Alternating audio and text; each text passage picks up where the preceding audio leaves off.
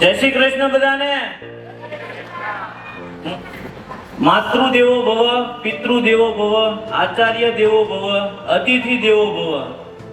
આ ઈશ્વર સમાન તમામ આ હોલની અંદર બિરાજમાન આત્માઓને એમ કાજો પરિવાર વતી દિલથી વંદન કરું છું.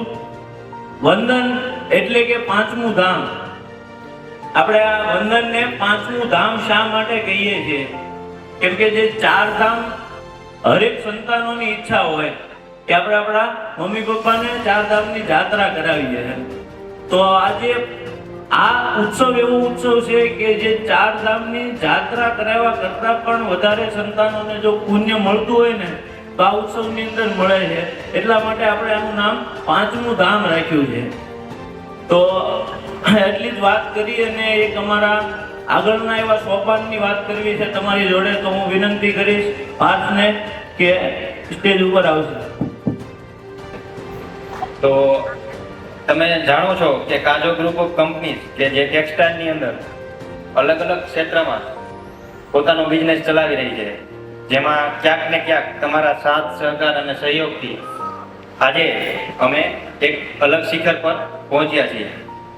તો એમાંની કેટલીક કાર્યપદ્ધતિ કે જે ઇન્ડસ્ટ્રીની અંદર અમે ચલાવી રહ્યા છીએ તે આપણે નિહાળી ત્રિશુલ વેલનેસ કે જે હવે કાજો ગ્રુપ તરફથી એક નવું સોપાન વેલનેસ ઇન્ડસ્ટ્રી એટલે કે સ્વાસ્થ્ય સંબંધિત 3 મેજર પ્રશ્ન કે જે અમારા ધ્યાને આવ્યા કે સ્વાસ્થ્ય આજે ભારતનો દરેક નાગરિક કંઈક ને કંઈક નાના મોટી બીમારીઓથી સંકળાયેલો છે, જેને કારણે અમે એવું વિચાર્યું કે વેલનેસ ઇન્ડસ્ટ્રીમાં અમે અમારું નવું સોપાન ચાલુ કર્યું, જેમાં કઈ રીતે જે આજે ખેતી થઈ રહી છે એમાં રાસાયણિક ખાતરોનો અને રાસાયણિક દવાઓનો ભરપૂર ઉપયોગ થાય છે, જે આપણા શરીરમાં રોગ ઉદ્ભવે છે તો એને કઈ રીતે એની સામે રક્ષણ મેળવી શકીએ. અને ત્રીજો પ્રશ્ન કે જે ખેડૂત આજે ખેતી કરી રહ્યો છે એને ટકાઉ આવક કે જે ભાવની દરેક વખતે સમસ્યા રહે છે કે પૂરું વળતર નથી મળતું, તો એને અમે કઈ રીતે મદદરૂપ થઈ શકીએ એને ધ્યાનમાં લઈ અને અમે અમારું નવું સોપાન ત્રિશુલ વેલનેસ ચાલુ કરવા જઈ રહ્યા છીએ. તો સૌપ્રથમ તો જે ત્રિશુલ વેલનેસમાં અમારી દરેક પ્રોડક્ટ 100% ઓર્ગેનિક હશે. એમાં કોઈ પણ પ્રકારનું રાસાયણિક યુક્ત ભેળસેળ કરવામાં આવશે નહીં. અને જે ખેડૂતો સાથે અમે જોડાશું કે એને કઈ રીતે શિક્ષિત અને માહિતગાર કરી અને ઓર્ગેનિક ફાર્મ તરફ કઈ રીતે અમે એને મદદરૂપ થઈ શકીએ એના ઉપર અમે કાર્ય કરશું. હવે ત્રિશુલ વેલનેસમાં કે જે અમે પ્રથમ પ્રોડક્ટ લોન્ચ કરવા જઈ રહ્યા છીએ એ છે મોરિંગા પાવડર, કે જેને આપણે ગુજરાતીમાં કહીએ સરગવાના પાનનો પાવડર. હવે ઘણા ઓછા લોકો જાણતા હશે કે સરગવાના પાનના પાવડરનો પણ દવા તરીકે અને રોજિંદા જીવનમાં ખાવામાં ઉપયોગમાં લેવામાં આવે છે. આપણે સરગવાની સિંગ કે જે કઢીમાં કે સૂપમાં આપણે અવારનવાર યુઝ કરીએ છીએ, પણ સરગવાના પાનના પાવડરનો આપણે ક્યારેય ઉપયોગ નથી કર્યો. પણ સરગવાની સિંગ કરતાંય 10 ગણા વિટામિન્સ એ સરગવાના પાનમાં હોય છે. તો આવું હું નથી કહેતો, આજથી 5000 વર્ષ પહેલા જ્યારે ઋષિમુનિ ચરક અને સુશ્રુત જે ચરક સંહિતા નામનો ગ્રંથ લખેલ છે એમાં પણ શીઘ્રુ તરીકે મોરિંગાનું વર્ણન કરેલ છે. તો એને ધ્યાનમાં લઈ અને આજે વિદેશમાં પણ વૈજ્ઞાનિકોના રિસર્ચ ને કારણે વિદેશોમાં પણ ખૂબ ભરપૂર પ્રમાણમાં આનો ઉપયોગ કરવામાં આવી રહ્યો છે, કારણ કે એમાં ખૂબ વધારે પ્રમાણમાં ન્યુટ્રિશન્સ, વિટામિન્સ અને મિનરલ્સ રહેલા છે, જે આપણા રોજિંદા જીવનમાં ભેળસેળવાળા ખાણીપીણીને કારણે નથી મળી રહ્યા. અને એને કારણે બીમારીઓ જે થઈ રહી છે એને ઓછી કરવા, એની સામે રક્ષણ મેળવવા એ મોરિંગા પાવડર એ આપણા રોજિંદા જીવનમાં ઉપયોગમાં લેવો જોઈએ.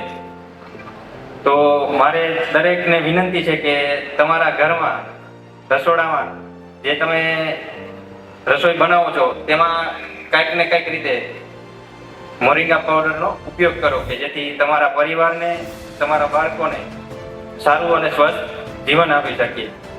તો વિશેષ કંઈ ન કહેતા આપણે જે કાર્યક્રમ માટે આજે ઉપસ્થિત થયા છીએ વંદન એ કાર્યક્રમ તરફ આગળ વધીએ. જય શ્રી કૃષ્ણ. હા, જેટલા મારા ભાઈ બહેનો અહીંયા આ વચ્ચે ઊભા છે બધાને ઝડપથી પોતપોતાનું સ્થાન લઈ લો. હમણાં આપણે ટૂંક સમયમાં આ વંદન કાર્યક્રમ શરૂ કરવા જઈ રહ્યા છે. વંદન એટલે કે હમણાં જ કીધું, વંદન એટલે કે પાંચમું ધામ. આપણા ભારતના 4 ધામ છે, ખબર છે ને બધાને?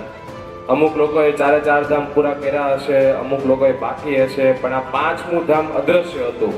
આપણે કેમ આ બદ્રીનાથ જઈએ તો બદ્રીનાથથી એમ કહેવાય છે કે ત્યાંથી સ્વર્ગનો રસ્તો છે, પણ કોઈને દેખાય છે? દેખાતો નથી. એવી રીતે આ વંદન એટલે કે પાંચમું ધામ એ કોઈને દેખાતું નથી. આ ધામ માનનીય શ્રી મનીષભાઈ વગાસા, એનો ટૂંકમાં પરિચય આપી દો. આમ તો પરિચયના હકદાર નથી, આમ લખવા જઈએ તો બુકોની બુકો ભરાય, પણ 3 કરતા વધુ બેંકની અંદર, 15 કરતા વધુ કોલેજીસની અંદર, 450 કરતા વધુ ગામોની અંદર અને 550 કરતા વધુ જેને પરિવારોત્સવ કર્યા છે અને 125 દેશોમાં ચાલતી સંસ્થા એટલે કે વિશ્વ ગુજરાતી સમાજ દ્વારા જેને ભારતમાંથી યુથ આઇકોનનો એવોર્ડ મળવામાં આવેલો છે, એવા આજના motivational speaker, transformation speaker Shri Manishbhai વગાસને તાળીઓના નાદથી વધાવો. મિસ્ટર મનીષભાઈ વગાસ છે. કોઈ મોટિવેશનલ સ્પીકર તરીકે, કોઈ વક્તા તરીકે, કોઈ ટ્રાન્સફોર્મેશનલ સ્પીકર તરીકે આજે હું અહીંયા આવ્યો નથી. આજે હું અહીંયા આવ્યો છું તો મારા મિત્રોના આમંત્રણને માન આપીને આવ્યો છું. એમ કાજો એટલે મનોજભાઈ, મનીષભાઈ અને વિજયભાઈની મહેનત, એમના વિઝન, એમના લોહી પાણીને એક કરીને બનાવેલી એક કંપની કે જે આટલા બધા લોકોને સાથે રાખે છે, એ કંપનીના સાથ અને સહકારની ભાવનાને આપ સુધી પ્રસ્તુત કરવા માટે આવ્યો છું. બેઠેલા બધાને સૌથી પહેલા તો એ ક્લિયર કરી દઉં કે આ પૂજનનો પ્રોગ્રામ નથી. વંદન એ પૂજન નથી. વંદન એ દુનિયા છે કે જે આપણે પોતાની જાત સાથે જોડીને અનુભૂતિનો આધાર લઈ શકીએ. બેઠેલા બધાના દિલમાં રહેલી ઉર્જાને સલામ અને સાક્ષાત્કારના ભાવથી વંદન કરીને આજના પ્રોગ્રામની શરૂઆત મારે કરવી છે. ત્યારે ઉપસ્થિત સૌ જેટલા પણ લોકો અહીંયા ઉપસ્થિત છે એ બધાના હૃદયના ભાવથી આવકારું છું, સૌનું સ્વાગત કરું છું. માં સરસ્વતીને યાદ કરીને આજના પ્રોગ્રામની શરૂઆત કરીએ. નમસ્તે શારદે દેવી વીણા પુસ્તક ધારણી વિદ્યારંભમ કરશ્યામી પ્રશંસા બહુ સર્વદા. બેઠેલા બધા લોકોને સૌથી પહેલા તો શા માટે આવ્યા છો એ વાતથી અવગત કરી દઉં. આજનું અહીંયા આવવું શા માટે છે? કેટલા લોકોને ગુજરાતી સમજમાં આવતું નથી, બરાબર ગુજરાતી સમજમાં ના આવતું કેટલા લોકો છે? અચ્છા, આપ એક છો. આપના માટે હું જ્યારે જરૂર પડે ત્યારે હિન્દીમાં વાત કરીશ, ચિંતા નહીં કરતા, પણ આ બધું હું ગુજરાતીમાં જ બોલ્યો છું. ધન્યવાદ, આભાર. અમારા ગ્રોથની અંદર અમને સપોર્ટ કર્યો છે, જેમણે આ કંપનીને ઉપર લઈ જવા માટે જેમણે અમને સાથ આપ્યો છે, જેમણે અમારા કામની અંદર અમને સહકાર આપ્યો છે, અમારા સ્નેહીજનો, અમારા બાયર, સપ્લાયર, અમારા એવા લોકો કે જેણે અમારા ગ્રોથમાં સંમેશને માટે ઇનપુટ આપ્યો હોય, એ લોકોના પરિવાર ખુશ રહે, એ લોકોના માતા પિતાના જીવનની અંદર નવી ઉર્જાઓનો આધાર ભરે, અને એટલા માટે એમણે એના વિચાર્યું કે માત્ર ને માત્ર અમે ખુશ રહેલા, બધા જ લોકો ખુશ રહે. આ વિચાર એટલે બંધન છે. આ વિચારને અને આ એક એક વ્યક્તિને આપણે એકવાર જોરદાર તાળીઓથી બતાવવા જોઈએ. આ નાની વાત નથી.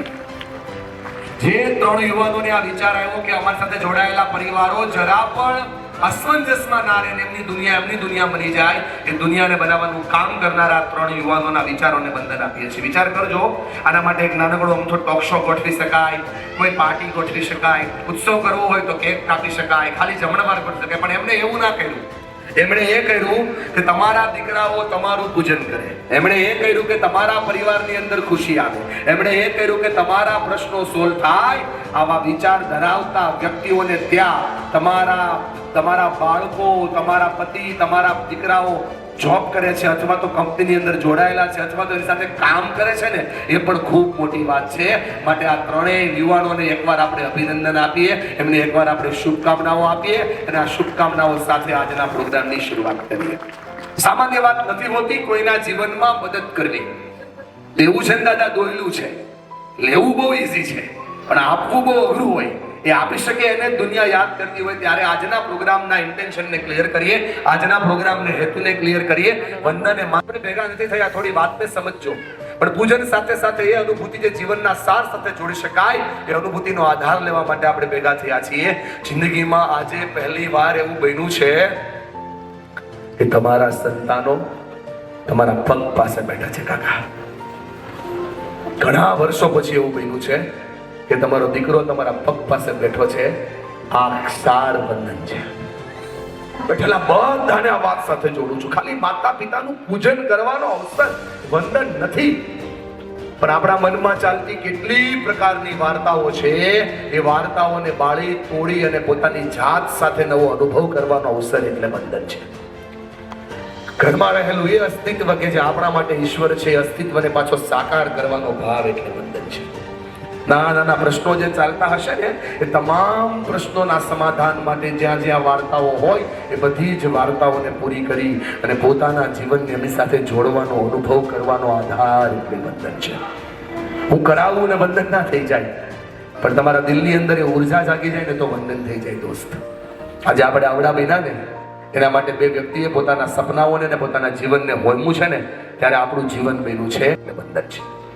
વંદન માત્ર પૂજન નથી દાદા, એટલા માટે આપણે બધાની સાથે જોડવા છે. જેટલા પણ લોકો આજે વંદનમાં સામેલ થયા વગર બહાર બેઠા છે, આસિસ્ટિંગ મેમ્બરો છે, સ્નેહી સજ્જનો છે, આ પરિવારના આમંત્રણને માન આપીને આવેલા યુવાનો છે, કંપનીના બાયર સપ્લાયર કે પછી કોઈ મિત્રો કે જે આજે વંદનમાં સામેલ નથી શક્યા, એમને પણ મારી હૃદયથી વિનંતી કરવી છે કે તમારું વંદન સોફા પર બેઠા બેઠા થશે. ખાલી હું કહું એટલો મને સહકાર આપજો.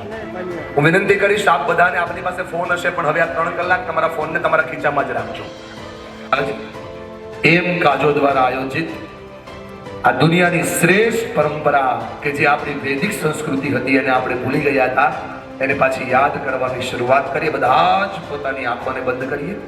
જેટલા લોકો મને સાંભળી રહ્યા છે બધા જ પોતાની આંખો બંધ કરીએ. બે હાથ ઊંડા શ્વાસ સાથે એમને પ્રાર્થના કરીએ કે હે પરમ કૃપાળુ પરમાત્મા, હે ઈશ્વર, આજે અમે જીવનની અંદર આજે ચેતનાઓનો આધાર લઈને અમારી સામે બેઠેલા માતા પિતાનું પૂજન કરવા જઈ રહ્યા છે, ત્યારે અમને એ આશીર્વાદ આપો, અમને એ શક્તિ આપો, અમને એ તાકાત આપો કે બધી જ ભ્રમણાઓમાંથી બહાર આવી, બધી જ ભ્રમણાઓને તોડી, બધી જ વાર્તાઓને સાઈડ ઉપર મૂકી અને અમારા ઘરના ઈશ્વર, અમારા માતા પિતાનું અમે ભાવથી પૂજન કરી શકીએ. ઘણું બધું ચાલતું હશે, બધું છોડવાનો અવસર છે. ઘણું બધું ચાલતું હશે અને માણવાનો અવસર છે.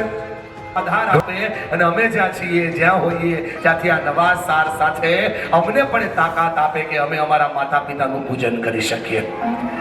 જેમણે અમારા માટે જીવનને અર્પિત કર્યું છે, આજે એને પાછો અર્પણ ભાવ અર્પણ કરવાનો મોકો અમને મળ્યો છે. જેટલા લોકો મને જે મારા દિલમાં તમારા માટે ચાલે છે, તમારા દિલમાં મારા માટે ચાલે છે, હે માતા પિતા, આ ભાવને અર્પિત કરવાનો સમય અને સંજોગ આજે બન્યો છે, માટે આ વંદન છે.